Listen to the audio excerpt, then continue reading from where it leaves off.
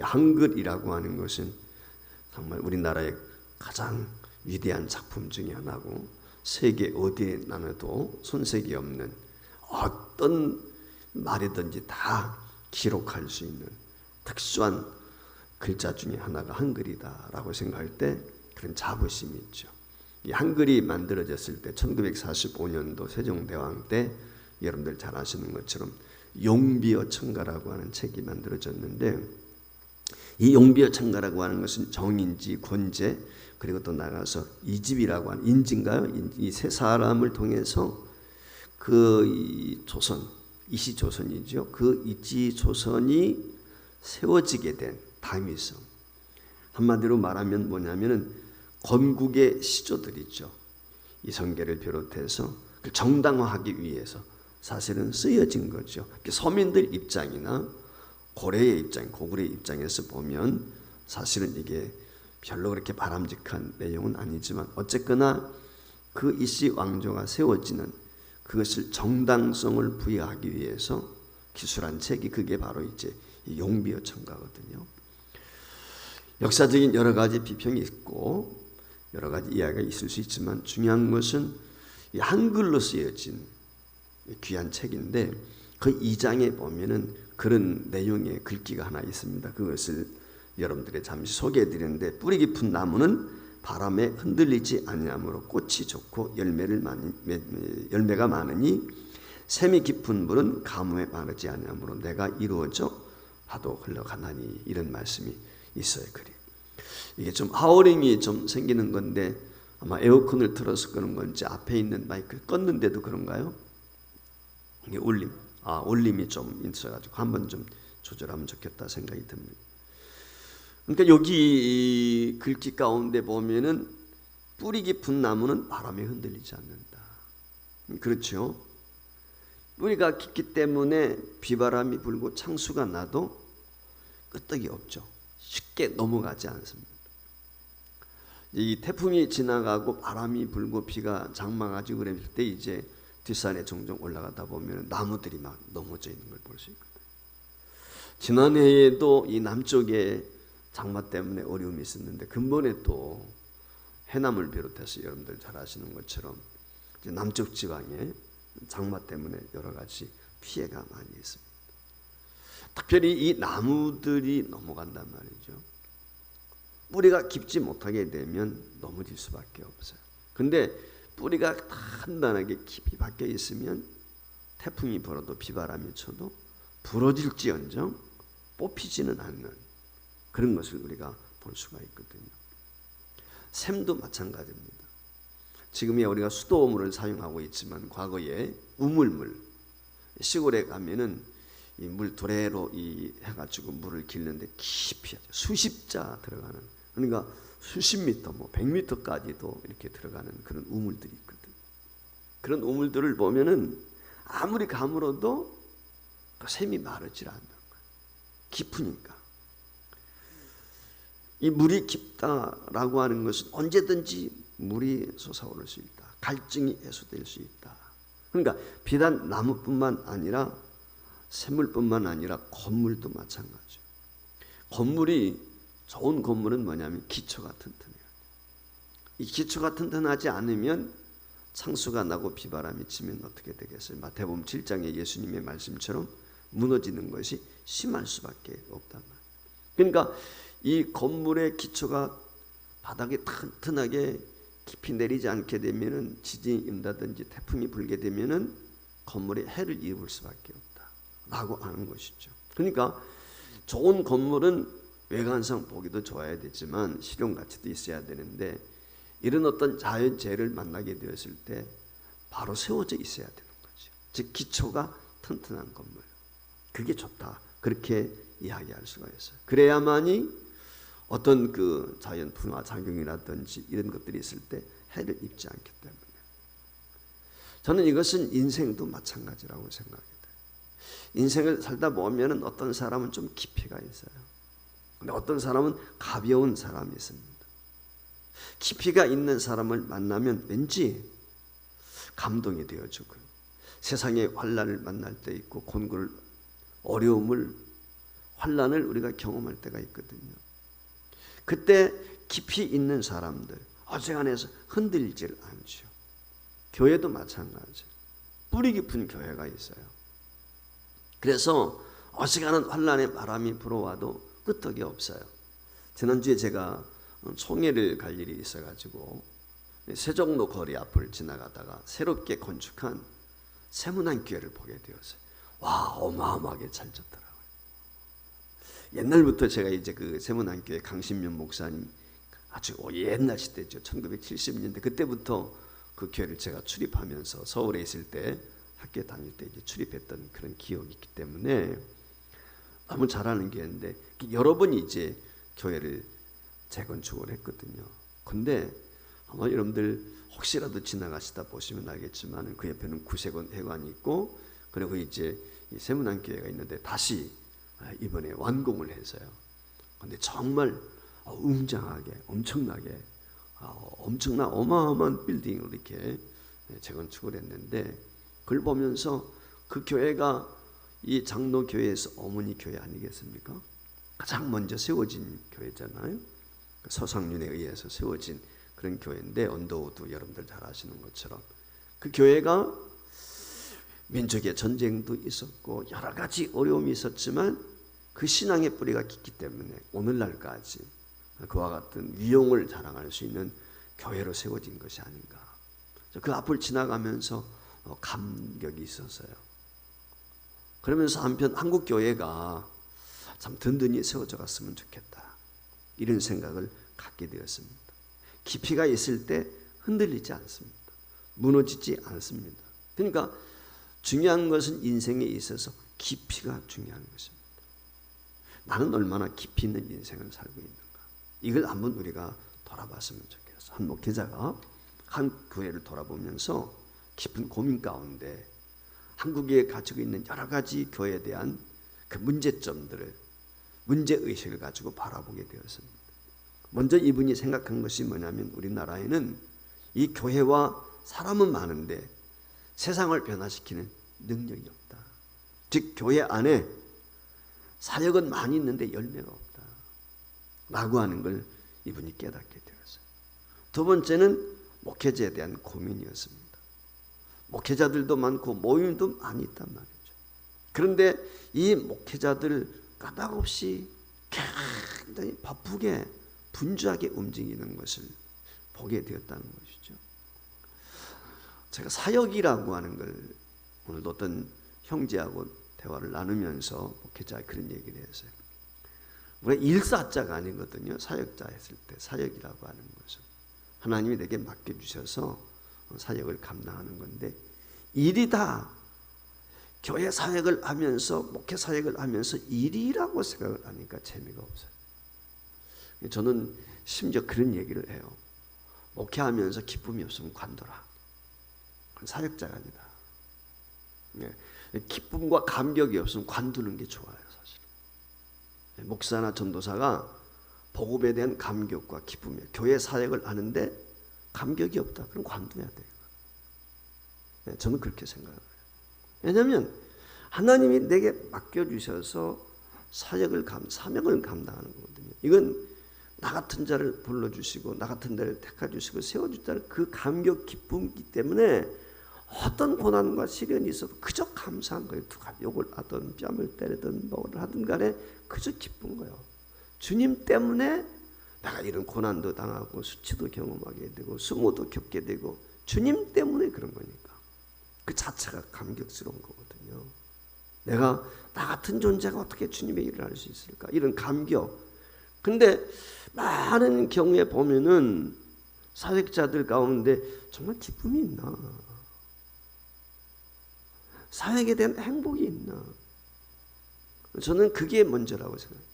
사역에 대한 행복과 기쁨이 없으면 잠시 쉬는 것도 중요해요. 복음에 대한 진리를 밝히 깨닫고 사역의 의미가 무엇인지를 밝히 깨달아야 되겠다. 그게 없으면 일꾼이 되어버리는 거예요. 일꾼. 그냥 일이거든요. 교회. 이건 일이 아니거든요. 사역은. 그러니까 일꾼이 되면 안 돼요. 여러분들 오늘 찬양하는 것도 마찬가지죠. 야, 내가 그냥 근래 단원으로 훈련 받았기 때문에 그냥 일처럼 생각하면 감격이 없어요. 기쁨이 없는 거예요. 그러니까 사역에 대한 감격과, 내가 집사가 됐든 권사가 됐든 장로가 됐든 뭐가 되었든지 간에 야, 나 같은 것을 하나님이 불러서 이렇게 세워주셨다라고 하는 감격, 나의 나됨은 전적인 하나님의 은혜니까 그 마음이 우리에게 있을 때 이게 중요한데, 한국교회 목회자들에게 언제부턴가 경쟁의식이 있고 불안해하고 어떤 무언가를 이루기 위한 초조함에 쌓여있는, 그러니까 감격이 없죠. 이게 문제다. 그럼 성도들은 어떤가? 성도들의 삶에 대해서 고민했다는, 마찬가지예요. 예배와 기도와 삶은 있는데 여전히 염려와 두려움 속에 살아요. 세상에 대한 매임, 죄에 빠져서 자유하지 못해요. 자유를 누리지 못하는, 믿는다고 하면서도 율법에 얽매이고 윤리적이고 율법적이고 신앙생활, 기도생활이, 그러니까 신앙에 감격이 없어요. 기쁨이 없는 거예요. 행복이 없는 거예요. 과연 그 이유가 무엇일까? 그 과정에 그분이 정말 하나님을 뜨겁게 사랑했던 믿음의 선배들, 영성학자들에 대한 책들과 그들의 간증과 고백을 함께 나누기 위해서 그들의 일대기를 살펴보게 되었단 말이죠. 그래서 이분이 내린 결론이 있어요. 화면에 뜨는지 모르겠는데, 한번 같이 읽어봐요. 시작. 그들은 타고난 업적을 남기거나 대단한 뭔가를 이룬 사람들이 아니라 영적이가 깊은 뿌리가 있는 사람들이었다. 그래서 하나님에 대한 사랑과 영혼에 대한 사랑이 있었다. 이게 오늘 우리에게 제일 중요해요. 정말 하나님 사랑하는 마음이 있는가? 영혼 사랑하는 마음이 있는가? 내가 하는 이 일에 대해서 사랑하는 마음의 자부심이 있는가? 사랑하는 마음이 있으면 피곤한 줄 몰라요. 여러분 연애할 때 어때요? 사랑하는 사람 찾아가는데 밤중이 됐든 새벽이 됐든 물불 가리지 않잖아요. 비가 오든 눈이 오든 물불 안 가려요. 그렇죠? 아멘하는 사람들이 없는 거 보니까 그런 사랑들을 해보질 않았나 봐. 그렇지 않습니까 여러분? 진짜 사람은 그런 거예요. 사람이 뭔가에 빠집니다. 이제 옥하는 목사님은 옛날에 광인론 얘기를, 광인론, 제가 미친 사람 종종 얘기하잖아요. 정신 이상자. 여러분 미친 사람들 보세요. 여름에 그냥 뭐 입고 다녀요? 반바지 입고 다녀요? 나시로 다닙니까? 아니에요. 겨울잠바 뒤집어 쓰고 다녀요. 근데 덥다고 하네요. 여러분 이 미친 사람들 특징이 뭐예요? 겨울에 보세요. 맨발로 다녀요. 춥다고 하네요. 여러분들 구경하잖아요. 거리에 소동전 보면. 미치게 되면 그런 거예요. 오늘 우리가 복음에 미치고 하나님의 사랑에 미치고 하나님의 은혜에 미치게 되면 그런 거예요. 뺨 맞아도 즐겁고 욕먹어도 행복하고 왕따 당해도 그게 주님 때문이기 때문에 면류관으로, 야 바울 사도의 얘기처럼 내게 그리스도의 흔적이 있단 말이에요. 흔적. 오히려 그걸 자랑하는 거예요. 예수 때문에 당하는 고난과 환난과 역경이 있으면 그것을 내 흔적으로 여기고 그것 때문에 자랑하는 거죠. 그게 오늘 우리 그리스도인들에게 과연 있는가? 그게 없다면 이유가 어디 있을까? 오늘 설교 제목이 뭡니까? 뿌리 깊은 신앙이에요. 그렇습니다. 첫 번째 제일 중요한 게 뭐냐면 깊이예요. 뿌리가 중요합니다. 우리 그리스도인들에게 중요한 것은 영적인 뿌리를 깊이 내리는 것입니다. 한국교회가 세상에서 영향력이 없고 믿음의 사람들이라고 하면서도 세상에서 환난 중에서 잘 넘어지는 것은 어디에 있을까요? 좀 전에 나무 이야기를 했지만 깊지 못하기 때문에, 영성이 깊지 못하게 되면 실족하는 거예요. 넘어지는 거예요. 그렇게 되어 있단 말이죠. 여러분 우리가 미안한 얘기지만 우리 한국교회의 모습을 볼 때 영적인 체험들 과거에 참 많이 강조를 했죠. 체험적인 신앙이 중요하다. 물론 중요하죠. 그런데 이 체험적인 신앙과 더불어서 우리에게 중요한 것이 뭐냐면 내면적인 깊이, 내적인 깊이가 중요한 거예요. 개인적으로도 그렇고 교회적으로도 그렇습니다. 그래서 이 영적인 생활과 영성 생활, 여기 좀 다르다. 영적인 체험과 영성 생활은 좀 다르다 하는 걸 구별할 줄 우리가 알아야 됩니다. 영적 체험이란 무엇입니까?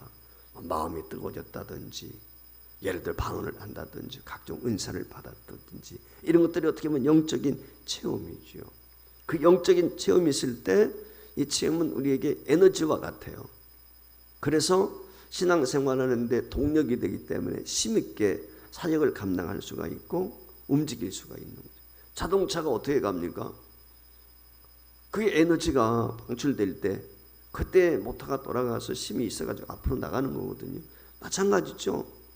이 에너지가 자동차를 움직이는 거예요. 공장의 기계를 에너지가 돌리는 거죠. 이와 같이 우리가 신앙생활하는데 강력한 에너지, 그게 성령 충만이고 영적인 은사다, 그렇게 이야기할 수 있어요. 그런데 오늘 우리가 여기에만 머물러 있으면 안 되는데 깊이 있는 신앙이 필요한 거예요. 왜냐하면 가다 보면 자동차도 기름이 닿을 때가 있는 것이죠. 멈출 때가 있는 것입니다. 계속 불만 타는 것이 아니라 어떤 때는 고갈돼서 그 불 타는 것이 꺼질 때도 있는 거거든요. 장작이 계속만 타는 게 아니라 사그라질 때도 있는 거란 말이죠. 연료가 떨어질 수도 있는 거예요. 그때 제일 중요한 게 뭐냐면 우리에게 내면의 깊이, 그 능력, 그게 우리에게 필요한 거거든요. 마찬가지로 신앙인에게 영성이라고 하는 것은 뭐냐면 겉으로 나타내는 할렐루야 뭐 뜨겁게 이게 아니고 그 가슴 깊은 곳에 내적인 면에 저 깊은 샘물이 있는 것처럼 그 깊은 곳에서 우러나오는 감격과 감동이 우리에게 있어야 된단 말이죠. 이게 중요한 거거든요. 그래서 이런 면에서 생각하게 될 때 둘째 우리가 생각해야 되는 것은 그럼 깊이가 있어야 된다라고 했을 때 무엇이 깊이가 있어야 돼? 첫 번째는 뭐냐면 믿음이 깊어야 돼. 신실한 믿음. 여러분, 믿음이 얕은 사람은 순간순간 그 믿음이 흔들흔들 하는 거예요. 어떤 때는 하나님을 잘 뜨겁게 막 믿는 것 같아요. 그런데 믿음의 깊이가 없으면 어때요? 좀만 바람이 불면은 흔들흔들 한단 말이죠. 의심이 들어오게 되는 것입니다. 그러니까 뿌리가 깊지 못하게 되면 조금 전에 말씀을 드린 것처럼 큰 비바람이 치게 되면 나무가 뽑히고 넘어지는 것처럼 이런 사람들은 어떻게 돼요? 신앙의 뿌리를 깊이 내리지 못하게 되면 환난이 오고 어려움이 왔을 때, 곤고한 일을 만나게 되었을 때 넘어지고 실족하고 그렇게 될 수밖에 없는 것이거든요. 근데 우리가 명심해야 될 것 중에 하나가 뭐냐면 뿌리 깊은 신앙은 거저 한순간에 되어지지 않는다는 거예요. 우리가 믿음의 조상이라고 하는 아브라함만 봐도 그렇거든요. 여러분 잘 아시는 것처럼 그 아브라함이 75세에 하나님의 부르심을 받게 되었을 때 100세까지 그가 자식을 낳는 그 과정을 통해서 보면 어떻습니까? 분명히 하나님의 음성도 들었고 인도하심도 경험을 했어요. 그런데도 불구하고 자신이 머물던 땅에 기근이 드니까 가뭄이 오니까 어디예요? 세상 따라가거든요. 애굽으로 내려가거든요. 그랄 땅에서도 마찬가지. 그게 뭐예요? 자기 아내를 누이라고 몇 번씩 쏘이고 말했죠. 자기 한 생명 살고자.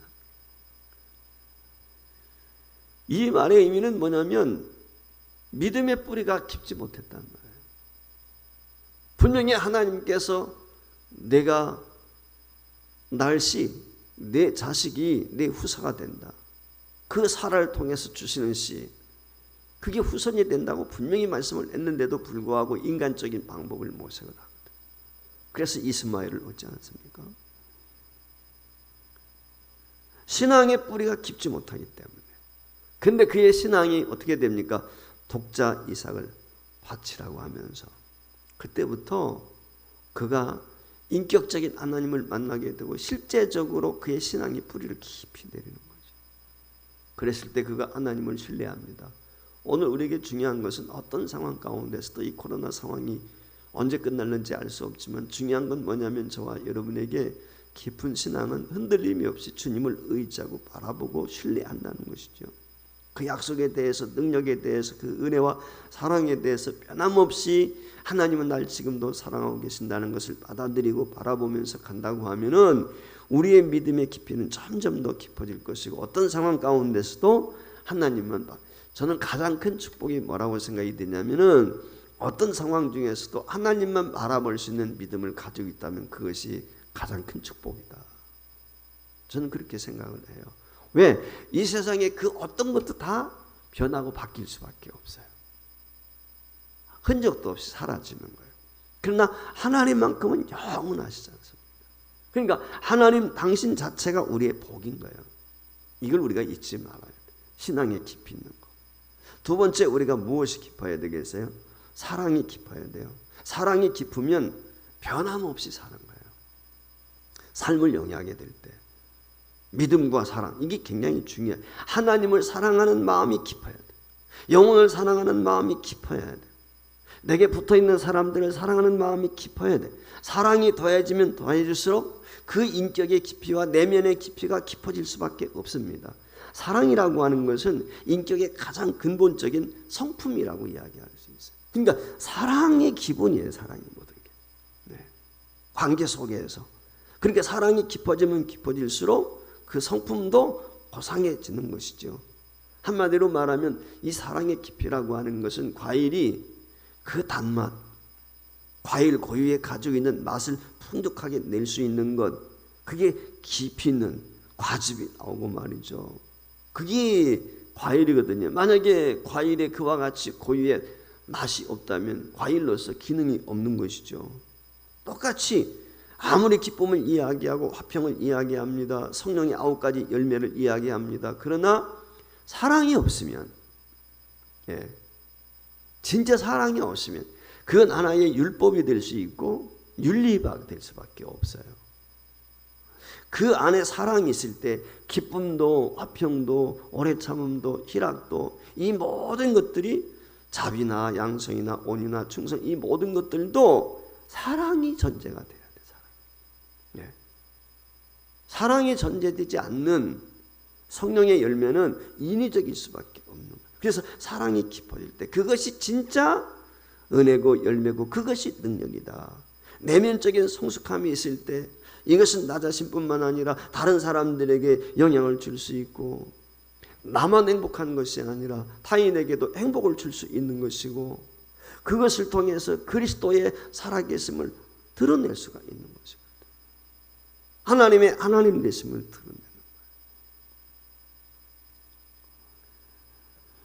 한 목사님이 사모님과 살아가는데 너무 달라도 다른 거예요. 자기는 오른손잡이인데 사모님은 왼손잡이에요.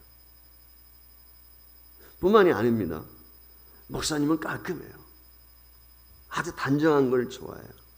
근데 사모님은 한마디로 말하면 좀 털털한 거예요. 목사님은 깔끔한데 반대로 돼야 좋은데 말이지. 이게 힘든 거예요. 목사님은 물컵을 사용해도 꼭 마시고 나서 씻어가지고 딱 그 그릇 위에 올려놓는 거예요. 그런데 사모님은 그렇지 못해요. 식사하고 나면 식사를 그냥 그릇이 한두 개 나오면 그냥 바로 설거지해서 정리하면 좋은데 쌓일 때까지 그냥 두는 거예요. 어차피 한번 하는 건데 모아가지고 하면 되지. 사모님은 화장을 하고 나서도 화장품 가게 그 화장품 뚜껑을 제대로 닫는 법이 별로 없어. 그러다 보니까 목사님이 한마디씩 하는 거예요.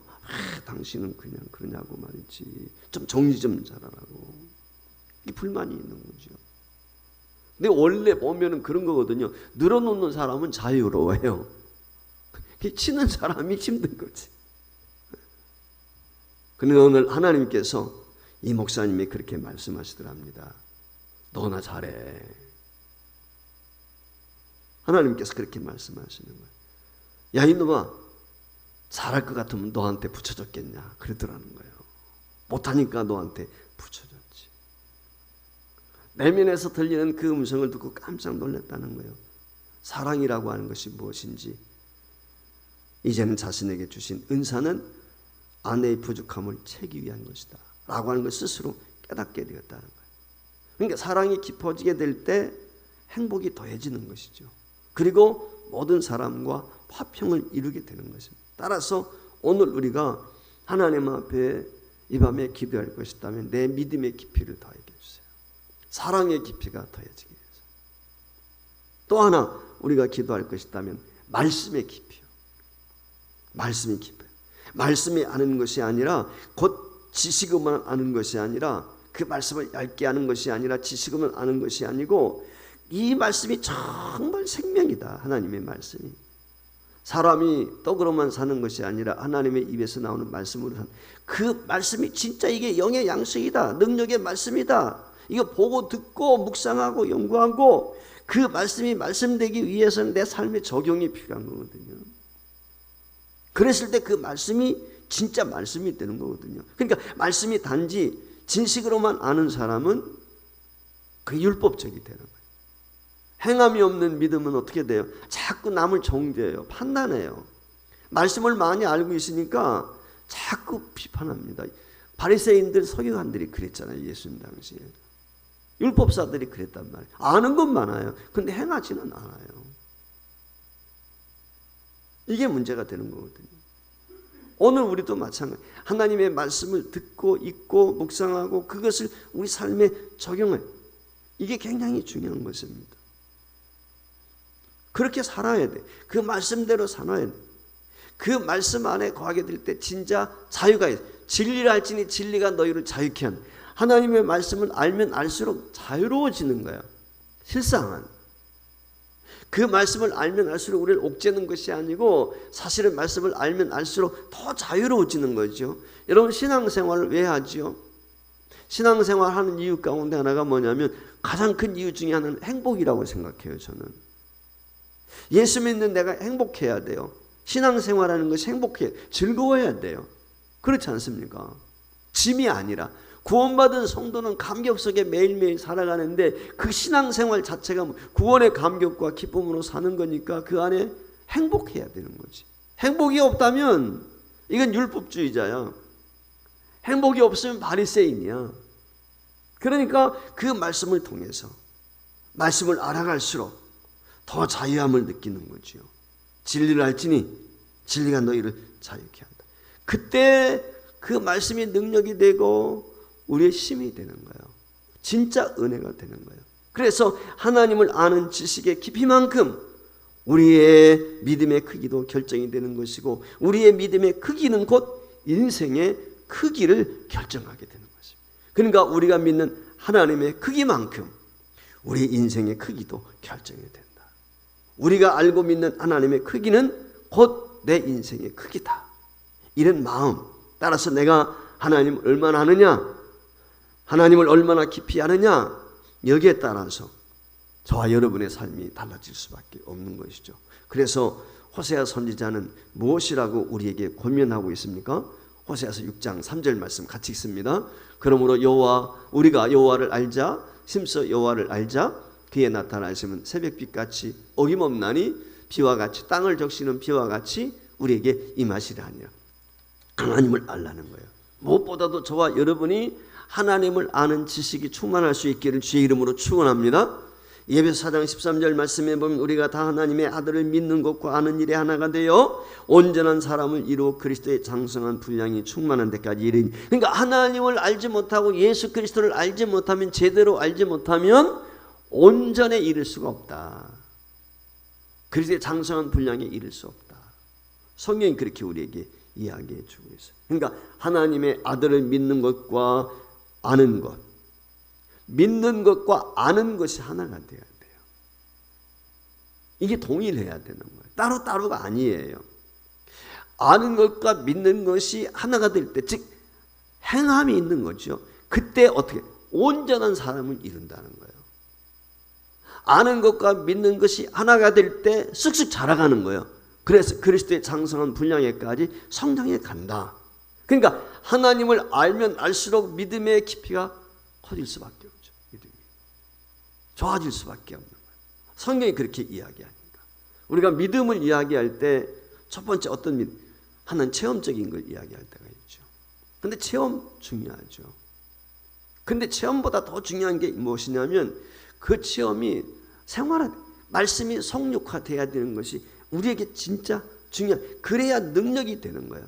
내가 체험됐습니다. 깨달아졌습니다. 그것이 성육화되어 마음속 깊이 말씀이 우리 심령 속에 들어와서 그 말씀을 통해서 진정한 깨달음이 되어지게 될 때, 그때 하나님의 뜻이 무엇인지 분별할 수가 있고 내가 경험한 내가 체험했던 것이 신앙이라고 하는 건 이런 것이구나. 흔들림이 없게 되는 거거든요. 우리가 다니엘서에 보면 다니엘이 그 페르사에 있으면서 파사에 있으면서 예레미야서를 읽게 되거든요. 그 예레미야서를 읽다가 70년 되는 해, 그 70년 해가 어떤 일이 일어나게 되는지 그걸 깨닫게 되지요. 그러면서 그가 하나님 앞에 회개의 기도를 드리는 장면이 나와요. 왜 유다 민족이 멸망했는지, 그리고 하나님의 구원의 손길이 이제 언제 즉 포로에서 언제 돌이키게 되는지, 그와 같은 것을 예레미야서를 읽다가 그가 깨닫게 되는 거거든요. 그랬을 때 그의 신앙의 깊이가 더해집니다. 진짜 신앙의 능력을 소유하게 되는 거죠. 마지막 하나 더 우리가 깊이 있는 것이 있다면 그것이 뭐냐면 기도의 깊이를 더하는 것입니다. 정말 하나님과의 깊은 교제. 다니엘이 그런 사람이잖아요. 다니엘이 말씀을 읽다가 그 예레미야서를 읽다가 왜 자신들이 포로로 끌려왔고 그리고 언제 자신들이 돌아가게 되는지 깨달았게 되었어요. 근데 다니엘이 맨 먼저 한 것이 뭐냐면 회개 기도를 드려요. 사실 다니엘은 어린 나이에 끌려왔단 말이죠. 자기 자신이 잘못해서 끌려온 게 아니에요. 자기의 조상들이, 나라의 지도자들이 잘못해서 우상 숭배해서 끌려온 거거든요. 근데 이 다윗이 하나님 앞에 드리는 기도가 뭐냐면 첫 번째 회개 기도를 드리는 것입니다. 조상들의 죄를 회개하는 거예요. 내일처럼. 오늘 우리에게 중요한 것이 이거예요. 하나님의 하신 일이 공의로움을 고백할 수 있는 이유는 어디에 있습니까? 하나님이 공의로우시다는 것은 하나님이 행하신 모든 일이 바른 거예요. 공의롭다라고 하는 것은 우리의 조상들이 잘못했던 허물과 죄, 오늘 우리가 얘기하는 거죠. 다니엘이 그걸 깨닫고 기도하는 거예요.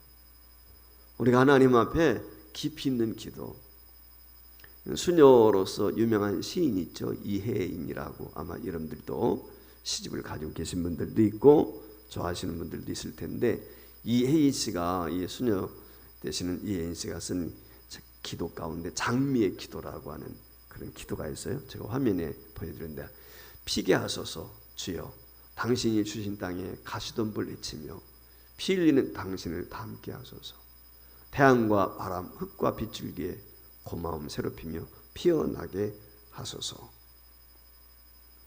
계속해서 내 뾰족한 가시들이 남에게 큰 아픔이 되지 않게 하시며 나를 위한 고뇌 속에 성숙하는 기쁨을 알게 하소서. 주여, 당신 한 분 믿고 사랑하게 하소서.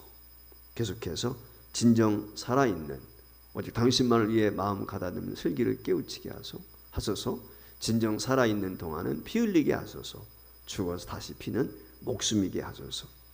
여기 내용이 뭐냐면은 사실 이 기도, 이 장미의 기도에 보면은 이혜인 수녀가 자기의 어떤 필요를 구하는 것보다도 자신이 그리스도를 닮고, 그래서 다른 사람에게 아픔이 되지 않도록. 장미는 가시가 있잖아요. 근데 내게도 가시가 있단 말이에요. 그 가시 때문에 다른 사람이 나 때문에 아파하지 않도록. 그래서 오히려 내가 성숙해짐으로 상대를 축복하고 상대를 위해서 내가 죽을 수 있는 그런 사람이 되게 해달라. 이게 이분의 시인 거거든요. 오늘 우리가 기도가 깊어지게 될 때 하나님의 뜻대로 사는 기도를 드리게 되는 것이고, 그리고 그 기도가 삶이 되는 것이죠. 오늘 저와 여러분이 참 그리스도인이요, 그리스도의 능력을 소유한 자로 살아갈 수 있기 위해서 기도의 깊이가 있는 성도가 될 수 있기를 주의 이름으로 축복합니다. 마지막 결론, 예수님께 깊이 뿌리를 내리십시다. 코로나19 상황에서 믿음의 주 온전케 하신 예수님께 뿌리를 내려야 돼. 그분 안에 뿌리를 두고 그분 안에 하나님이 주신 은혜로 영양분을 공급을 받고 그분과 함께 호흡하고 그분과 함께 교제하며 삶을 살 때, 그때 진정한 자유함이 있어요. 여러분 잘 아시는 것처럼 예수님께서 요한복음 14장 6절 말씀에 보면 내가 곧 길이요 진리요 생명이다 말씀을 했거든요. 예수 그리스도를 통해서만이 아버지께 갈 수 있고, 예수 그리스도를 통해만이 진리 안에 이를 수가 있고, 예수 그리스도를 통해서만이 하나님을 온전히 알 수가 있어요. 예수 그리스도를 통해서 않고는 우리가 진정한 사랑을 채울 수가 없습니다. 그분이 진리이고, 그분이 말씀이고, 그분이 은혜이고, 그분이 그 길이기 때문에. 그래서 우리가 주님을 더 깊이 아는 것. 오늘 이 저녁에 하나님, 내 신앙이 더 깊어지기를 원합니다.